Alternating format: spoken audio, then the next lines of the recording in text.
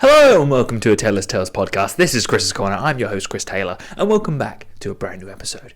This week, we're talking about how David Goggins changed my life and how he could affect yours too. David was recently on the Joe Rogan podcast for the third time, and he was just as effective and just as sincere in his message to the world. David is an ex-Navy SEAL who's also considered the toughest man alive. For those who aren't aware of him, please go out there and Google him now, as he is the person who represents me what mental hardening is, what a person can resemble, the best parts of going from somebody who has the worst possible scenario, to the best. He has taken what he was given, his raw materials, and he made probably better than anyone ever could have expected from him. More than that, he's affected millions of lives. He's released 2 books, both of which I plan on rereading over and over again. I have listened to his Can't Hurt Me audiobook 3 times already, and I will continue to reread it and to re-listen to it and reread the actual book at least once a year, every year. Because it reminds me of what true tough scenarios are, what true disastrous places can be. We live in a society today. God, I'm gonna chuck that in there. Getting out of this sick society. Society, man. Society. Later on. But we live in a time where it seems to me that people want things easy. They aren't willing to put the hard work in. And I actually think if we push people in the right direction, we're going to get some amazing, smiley, happy people. Just by opening them up to the idea that pushing themselves beyond their limitations will open up a new world to them. We see more and more the acceptance of people being overweight and the acceptance of people not getting into exercise. I remember when I went to school that trying to sit out of PE was only for medical excuses or for issues with asthma. I was the kid who had severe asthma at some point, and now I am considered by the medical community as a non-asthmatic for all intensive purposes. I recently spoke to my doctor over the phone, and I was given a quiz on all of the severity of my asthma, and it is now gone thanks to David Goggins, who also suffers from asthma, but he never talks about it. This is a man who has no cards. If we were to be playing a game of poker, he would have been given nothing but ones. He took those ones, I said ones, didn't I? Twos, I should be saying, and he's turned them into aces, all aces, or a full house, or whatever you want to do in terms of poker analogies. In this case, I'm bringing David up, and I've talked about him multiple times on the podcast, but I want to truly emphasize the impact he made on me and how that could help you as a person, you the viewer, you the listener. When in 2018, I was struggling mentally. I wasn't in the best place. I was a runner at the time. I was doing running. I didn't really have a direction with my running. I was just running when I thought it was best. I was running when I thought I should get some exercise. I wasn't weightlifting. I could barely do any push-ups. I definitely couldn't do any pull-ups. And each time I went rock climbing with my friends, it felt like I had so much more to give in terms of potential. It felt so demoralizing that I could barely lift my own body weight, that my arms were tiny, and that I didn't have any muscle to me. But I wasn't doing anything at the time. I didn't think that maybe I should be going to the gym and starting from the bottom and scraping to the top. I didn't think that the opportunity here was to reach into the dark abyss within me and start my journey on the fitness to what I am today. Even though I had the inspiration of Casey Neistat, Casey never actually made it public at the time that he was hitting the gym at the same time as running. He didn't talk about how you need to be able to do both to be able to increase the strength, to be able to maintain your legs when you're running. Many runners you'll see are very thin guys. Some of the best in the world have near to no muscle on them. And that's because they want the smallest amount of weight on their legs so they can run as fast as possible, while at the same time having relatively strong enough muscles to be able to maintain that. They don't seem to eat a lot in comparison to weightlifters, and I looked at David Goggins and saw the combination of the both. He was both somebody who lifted heavy. He talks about this in his book and on podcasts, that he would get to 210 pounds when he ran the Hurt 100 as well as the San Diego one day. And within this, to me, it shows that yes, being heavier is a hindrance to running, but it can also be a strength, and it can show people that being able to do both is possible. David is known for doing the impossible. He shows to people that the impossible is possible, and there is merely your mind that is stopping you from doing this. This may sound like a load of motivational mumbo jumbo. Well, at the time of 2018, before I'd listened to David's podcast, actually it might have even been 2017, but around that period of time, before he went on the podcast, I hadn't really considered that I could utilize muscle building to be able to enhance my running. I was running at around a 9-minute per mile pace at that period of time, and it was going into an 8:30 to 9-minute mile pace. And I thought I was getting better, and I was getting better, but I wasn't getting to the point of what Casey was at or what David was at.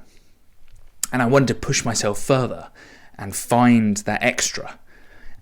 And at the time, I had no guidance. There was nobody showing me around. There was nobody there to be able to guide me towards the weight room, nor was there anybody to be able to provide me with advice within my family or my friend group. And there was nobody getting me up or motivating me or telling me that my dedication to my running was a good thing, but also they hadn't told me the alternatives in life. And no, you shouldn't expect anybody to come to save you apart from yourself. And this is why I associate David for changing my life, because it was only I who had the ability to put the work in, but it was he who lit the match to the bonfire that would be my addiction to this part of the world. The fitness / running / weightlifting / cross-training / whatever you want to do. Keep adding slashes to it, because I'll be there. Stretching as well, yoga, whatever you want to do. I was there. And when he appeared on the Joe Rogan podcast back then, 2017, 2018, I listened intently. I believe at the time, the second appearance, I began doing push-ups while I was listening to the podcast, sit-ups as well. And I had a load of extra fat on my lower back, which I was very self-conscious about. That made me feel very, just not in good shape. I had abs when I was 17, and I'd got those just by doing sit-ups in my bedroom, and I had no conscious idea of what a good diet was. I had no idea of what was the right way to work out and how to do the best thing. I had no guidance along these lines. And so when David's story came about, and he talked about how he'd taken himself from 300 pounds and got all the way down to 185, it said to me that I had this ability to turn my life around as well within a short period of time. And that's exactly what I did. In the summer of 2018, when I went and stayed with my parents in Dorset after finishing my second year of university, I had a break between my second year of university and my placement year that would be incoming. My placement year was already guaranteed, and I knew the start date. And I also, after finishing my second year of university, knew I'd gotten a first again. And it was actually after the podcast, after the summer of 2017, when I discovered, thanks to friends, the Joe Rogan podcast, that I had a new motivation in my life to do the best I possibly could. I was driven in my first year of university to obtain a first class without the podcast. But after discovering it, I had a new thing in my life, not just to be good for the sake of being good, but being good for the rest of my life and being the best I possibly could. There's always the sentence in the back of my head of Vegeta going, "You'll be the best, or you'll be nothing." And, I'm joking about that a little bit. But at the same time, I have such high standards for myself now. And back then I was starting that beginning, turning the wheel, cranking it. And when David talked about how he used to sit in a cold pond in his mum's garden when it was -degrees to be able to prepare himself for the SEAL training of buds, I was also saw my parents' garden as the perfect place to be able to begin my training routine, where I would do curls with a very light barbell set, and I would do push-ups, sit-ups, yoga. I would do multiple runs throughout the week. I remember running, I think after listening to David's podcast, I would run every single day. And I would push myself to do at least 4 miles. It would always be the minimum. Some days I would do more, some days I would always just stick to that minimum. But on top of that, I would also do a workout, which would be, sometimes it would be a full body, but it was training every single day. And I've never broken out of that training, by the way. I've never broken out of the every single day training. For a while, I used to have Saturdays off in my placement year. And then I realized something was that there was no need for me to take rest days. My sleep, my recovery, my body responded better to me training every single day. And I realized that within Goggins' story, he showed that your body can do more. It can take more than you ever think. A lot of people believe in recovery. Well, sleep is the best recovery you could possibly ever ask for. You're sleeping for 8 hours a day. To sit on your ass for one of the 7 days a week and call it recovery is a terrible excuse for a waste of 24 hours. And out of those 24 hours, there would only probably be one of those where you'd be exercising. To say that that would be bad or overtraining, I think is rubbish. I've not seen any repercussions that, for me, will happen maybe over the next 10 years, but from what David's done, he pushed himself to the brink, to the point that in the latest podcast you see his knees are no longer knees, they are just bone on bone with zero cartilage. And he took it to an extreme. But it doesn't mean you have to. What it does say to you, though, that there is a possibility that if you are not given the best set of genetics, that if you are not given the best set of body parts or eyes or whatever, you still have the capability to push yourself to your limits. And you can do that day in, day out. Now, you may not like it initially. I, for sure, wasn't initially loving the feeling. I was tired. I was tired some days. Sorry about that. I was tired some days. Other days, I just wasn't feeling it. But I still knew that I could push myself to do it. And there would be those days where I would get my laptop and I would have my Jocko, Rogan, Goggins playlist playing on the left-hand side. Their message, their passages to becoming better. I'd be listening to Henry Rollins telling me about how he would lift heavy and he would push himself, and that even in his 60s, he was still going to the gym to challenge himself. He would still get up early. He would still eat clean. He would still reduce the amount of crap being put into his body. And he wasn't done. And that's amazing to me. That you can continue that all the way until you're in your 60s. I remember in 2020. The December of 2018. I went on a 6-hour run. It was a 6-hour event. I only did, I think, 3.5 of the hours because at the time I had stress fractures and shin splints. I say that, it was probably just more like shin splints because stress fractures are a serious thing that take a while to get over. Nonetheless, the pain was extraordinary. And I decided that I was going to try and attempt a marathon that day.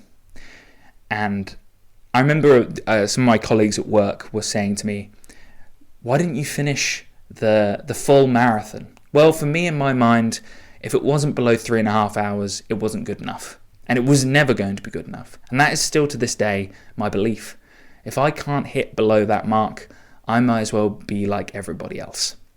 Now, this may be counterintuitive and maybe something that many people out there disagree with me. And that's fine.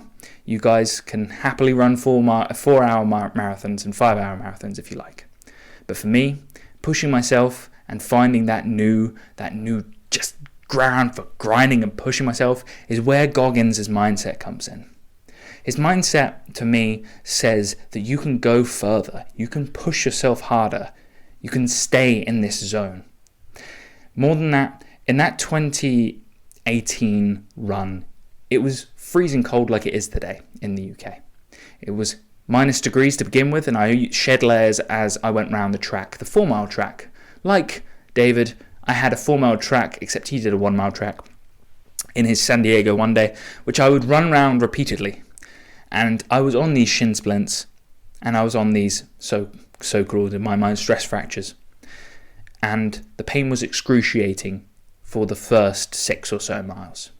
And like Goggins says, after a while your body understands what you're doing to it, and it will provide you with adrenaline and dopamine to be able to stop that from happening. And the pain will slowly but surely go away. And I would continue doing this until I would blow up at mile 21. My body at the time, I was consuming keto diet, so I thought it was a good idea to eat some protein bars that were low in carbohydrates for this race. Well, what I didn't realise is they were also high in fibre, which would mean that I would be shitting myself not shitting myself, but shitting in the course basically in this race. Similar, again, to Goggins. It's not a good mindset, guys. Viewer, you, listener. I wouldn't recommend it. I'm so much more specific with my nutrition nowadays when it comes down to taking on events. I'm a little bit smarter with how I do things. And I think Goggins' story has helped me with that, with his San Diego one day. Even listening to that in the initial few years of my life, I hadn't really comprehended that maybe I shouldn't be doing a diet that I couldn't continue for the rest of my life. And that is big for me. Consistency is everything. And consistency here was that I was determined to try to run a marathon even on these injuries. And to me it was a badge of honor to do that, where I was sat in the course off the side of the track, pulling down my trousers to go to the loo. And it wasn't just once, it wasn't just twice, it was 3 times. And after a while, I'd had enough and had to stop. Because not only had my legs given out, but my body was saying to me that this probably wasn't a good idea. Going to the loo multiple times and not realising that I could be hurting my kidneys and the processing within my body. Not giving it enough carbohydrates to be able to keep going, the cramping and the lack of salt was also another problem. Something that I have realised is truly important to every long distance event. If I want to be able to get a good marathon time, I need salt tablets, and I also need to make sure that I'm well hydrated, as well as eating a high carbohydrate meal beforehand and making sure that it's not sloshing about my stomach an hour before the race. These are all things that Goggins has truly helped me understand. And it's more than this, is that I like to think that I've pushed myself more and more as the years have gone on because of him. In 2018, when I had finished that summer of hardcore training and pushed myself to the very brink of my purpose at the time, I had removed a lot of the fat that was on my hips, and I felt a lot more confident in who I was. I would then do my placement year, where I would go to the gym properly for the first time, where I would consistently go there 5 days a week, every week for the entire year. I was even going to gyms when I was going abroad and traveling. And to me, I've continued this even today. I had this mindset, the warrior mindset that Goggins would talk about multiple times in his podcasts. And for me personally, this mindset cannot be achieved lightly. You have to push yourself. You have to say to yourself that there is no other way. And for me, there was none. And there is none today. I must push myself every day, day in, day out. And in 2019, after achieving that 5 days a week and then running 3 times a week, I've realized that, I also was continuing that running nearly every other day. I was running 40 miles a week at one point, and I was also playing football, and I was also weightlifting. And I'm not surprised that I got shin splints. I'm not surprised that the pain in my legs was excruciating, because I was pushing myself to the brink, overtraining and under-eating. I was eating a protein shake at lunchtime, and then I would have dinner in the evening, and I was fasting till lunchtime. Goggins, again, didn't have anything to do with this, thankfully. He did talk about how he would, in his first to losing weight, would cut down on the calories. And I too thought I just needed to have high protein and make sure that I was eating 2 meals a day, not really counting my calories and kind of winging it in some ways. I wouldn't really get my nutrition under control, as I've said on this podcast before, until 2020. And I would go into my final year of university with Goggins' mindset. 2019, 2018, he releases his book, I Can't Hurt Me. And I would have that as another arsenal weapon that I could use to remind me of how to stay on the path. Goggins would continuously be ringing in my ears, telling me that it's never enough. You're always hungry. You must always be like the dog and have that dog mentality. And I have that to this day. Many of the people I know want to get in better shape, want to do better in life, but they don't have the mentality. It's why I train alone. Because when I train alone, I'm pushing beyond. I am going beyond my limits every time. And most of the time, I train alone because I don't think it's very fun what I do for most people. And that's fine. It suits me, very much so. And like Goggins, it's by doing it on your own, you harden your mind mentally. When I have those headphones on, I silence the world. The only thing that myself and Goggins disagree on is that I believe that wearing headphones is fine. I don't believe that it's cheating. And the reason I don't believe that is because I've got to the point now where I can both monitor my heart rate when I'm wearing headphones. What music am I listening to doesn't really matter, because I can have that under control. And I know what to listen to and how fast to run or how slow to run, depending on what type of run I'm doing. I've also managed to be able to listen to the same music for so long that it doesn't really matter. Ironically, Goggins had headphones on and listened to Rocky going the distance to break his world record for pull-ups. So there is a little bit of disagreement between me and him on that, but apart from that, we agree on many things. I also believe that what he talks about in the terms of most people today are weak, yes and no. I believe that if you say that, they're gonna be. For me, I'm an optimist. I believe in you, the listener. I believe in your passion. I believe that you can do better. And this isn't some bloody mumbo jumbo. I'm not giving you impractical advice. The reason why I can train 7 days a week is because I know exactly what my body can take. I'm training 3 times a week for running, and I'm training 4 times a week for weightlifting. I'm being able to know the exact amount that's going to be able to take. I know if I'm going to run a marathon or an attempt a marathon, I know exactly how much food to take on. I know how much calories to do for me. For you, this may be different. You may be just starting out, and you may need to be able to reduce the amount of exercise you're doing and do, let's say, a 30-minute session a day rather than a full hour, or maybe not an hour and a half, maybe not even 2 hours, whatever it is. It's down to you to find out. There are no answers that can be given to you for you and how you'll find that you work best in losing weight and putting on muscle and being able to achieve your goals.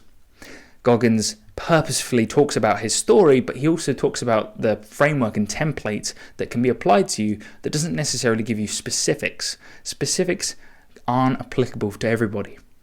Running a 7:30 minute a mile pace isn't possible immediately for most people. And by saying that to everybody and trying to apply it to all just isn't real. And that's not what he's about. And that's not what I'm about either. The reality of what Goggins says is that it doesn't matter what you're given, just work with what you have and do the best you can with what you have. He says it in a very unrefined way because of how his life was so raw and just sharp and unfair to many aspects, and it's tough and it's emotional. But what it says to me is that you can continue to push yourself, knowing that there's someone out there continuously grinding, continuously pushing themselves forwards. For instance, today I did a 10-mile run. I couldn't do this podcast, like Goggins says, without putting out, without pushing myself. If I wasn't a man of my word, if I wasn't doing the things that I was saying, what's the point of talking in the first place? What's the point of me saying any of this? I only say things that I truly believe in. And I believe in this, that most people, like Goggins says, are leaving a lot on the table, including myself. I'm only 27. I've still got a lot to put in. I'm still trying to stretch more. I'm still trying to find new ways to better myself, to strengthen myself, to be able to push myself further. And one of the ways, for instance, is I trained alone in my parents' garage for 2.5 years without any equipment apart from a pull-up bar in the second year and a adjustable dumbbell. And that was it. And I've realized that my strength is lower, and I'm going to be upping that in the gym at the moment. And that's something I'm working on. We're not all perfect, clearly. But Goggins clearly shows that you have more to tap into. You have a mode within your life. I didn't discover my mode until 2021. 2021, I realized that there's a moment in every race and every run or workout or gym where you could give up and go away. Or you can utilize the adrenaline, the endorphins, and push further. For me, I've talked about it before, Bunkai. For Goggins, it's Goggins mode. We all have something that can turn a switch in our mind and enter that abyss and smile back. Because if you can smile into the abyss, you're stronger than 99% of people. And if you want to join the 99 in this case, then you have to be willing to give everything. To be a little bit unhinged, to be a little bit crazy, to be a little bit judged by everyone around you.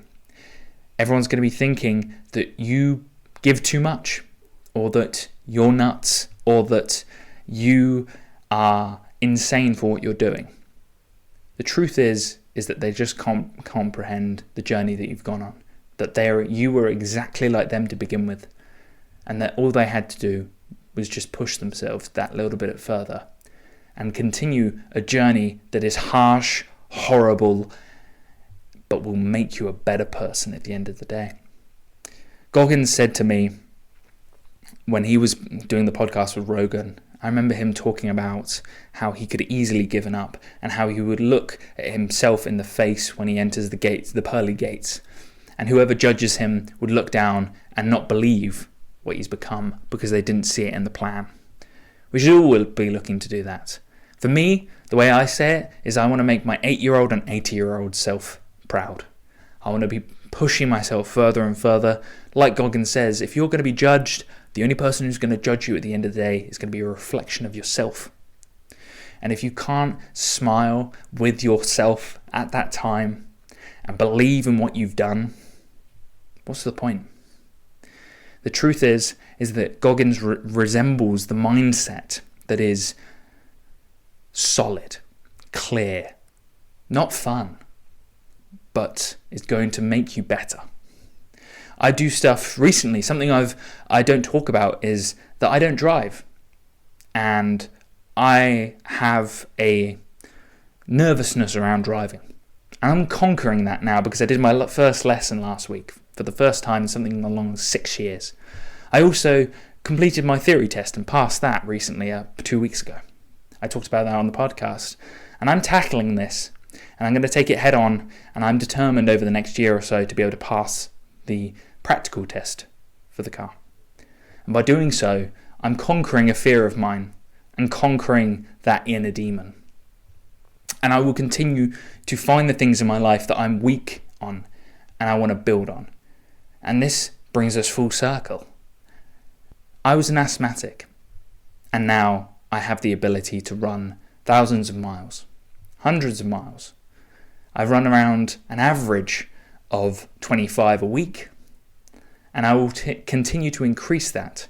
Last year, I ran 1,000. This year, I've ran 1,140 at the moment, and I'm going to go for 1,200. And next year, I'll do 1,400. And I will continue to increase that every year. And by doing so, I compound and I increase my strength and my power.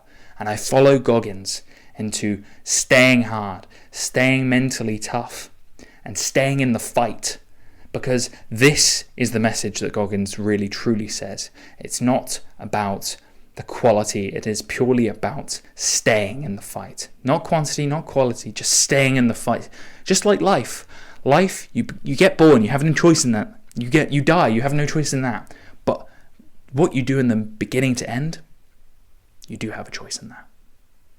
And you do have a choice in whether you're going to put in the effort and push yourself to the very end. And if you're still here at the end of this podcast, thank you, number one, really appreciate it. Number two, I imagine you are also a disciple of Goggins, and you are also putting out. So when I'm out there in the freezing cold, like I was today, or in the pouring rain, like I was a month when it was raining, or when it's boiling hot and I'm running in 35-degree heat, or if I'm in the gym and it's whatever it is, absolutely boiling in there, or the weights are feeling heavier than usual, I'm out there. And you know, the listener can know that when you are trying, and let's say you're just starting, or you're already advanced, or you're already an intermediate, and you're working out, you can know that myself and Goggins are out there grinding the hell out of it as well. So, thank you for listening. Thank you for truly seeing something that could change your life, just like it's changed mine. David Goggins is a hero.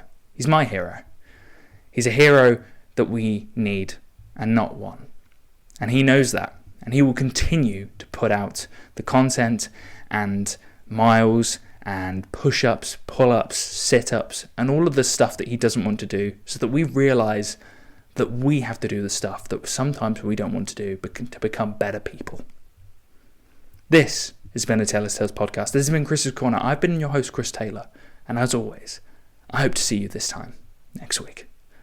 Bye now. Merry Christmas, motherfucker.